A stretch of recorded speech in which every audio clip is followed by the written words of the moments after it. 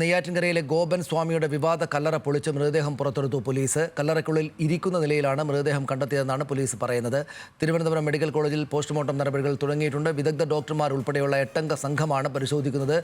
മൃതദേഹം ഗോപൻ സ്വാമിയുടേത് തന്നെയാണോ എന്നുറപ്പിക്കാൻ DNA പരിശോധന ഉൾപ്പെടെ നടത്തേണ്ടതുണ്ട്. പോസ്റ്റ്മോർട്ടത്തിൽ 3 തലത്തിലുള്ള പരിശോധനയാണ് നടത്തുക. വിദഗ്ധ പരിശോധന നടത്തിയ ശേഷം മൃതദേഹം ബന്ധുക്കൾക്ക്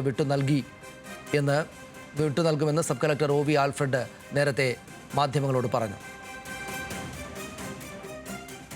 നടപടിക്രമങ്ങൾ നമ്മൾ ഇപ്പം ബോഡി നമ്മൾ മെഡിക്കൽ കോളേജിലേക്ക് കൊണ്ടുപോയിട്ടുണ്ട്. അപ്പം കൂടുതൽ വിദഗ്ധ പരിശോധനയ്ക്ക് ശേഷം ബാക്കി കാര്യങ്ങൾ പോലീസ് അറിയിക്കുന്നതായിരിക്കും.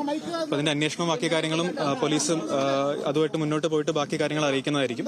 അപ്പം നമ്മൾ അതിന്റെ ഒരു പ്രോസസ്സ് പൂർത്തിയാക്കിയതിന് ശേഷം നമ്മൾ ബോഡി കുടുംബക്കാർക്ക് വിട്ടുകൊടുക്കുന്നതായിരിക്കും.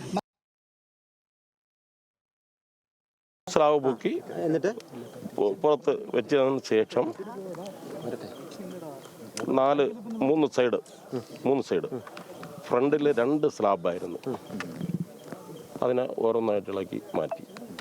എന്നിട്ട് ഒരു സൈഡ് ആദ്യം വല സൈഡ് പൊളിച്ചു. അതിൽ പുറത്താണ് സിമന്റ് കൊണ്ട് പൂശിയിരുന്നത്. സിമന്റ് കെട്ടായിരുന്നു, ചുടുകലായിരുന്നു. ഇതിനകത്ത് മൊത്തം ഭസ്മം എവിടം വരെ ഉണ്ടായിരുന്നു? ഭസ്മം കരുത്തുവരെ ഇട്ടതായിരിക്കും. പക്ഷെ അതിന് അല്പം കൂടി താന്ന് സെറ്റായത് കൊണ്ടായിരിക്കും അല്പം കൂടി ഇരിക്കുന്ന നിലയിലായിരുന്നു. മുഖം തിരിച്ചറിയാൻ പറ്റുന്ന അവസ്ഥയിലായിരുന്നു. മുഖം തിരിച്ചറിയാം. പിന്നെ നല്ല രീതിയിൽ ഇരിക്കുകയായിരുന്നു. പിന്നെ തുണി കൊണ്ട് ശരീരം മൊത്തം പുതച്ചിരിക്കുകയായിരുന്നു. കാവി ഡ്രസ്സായിരുന്നു.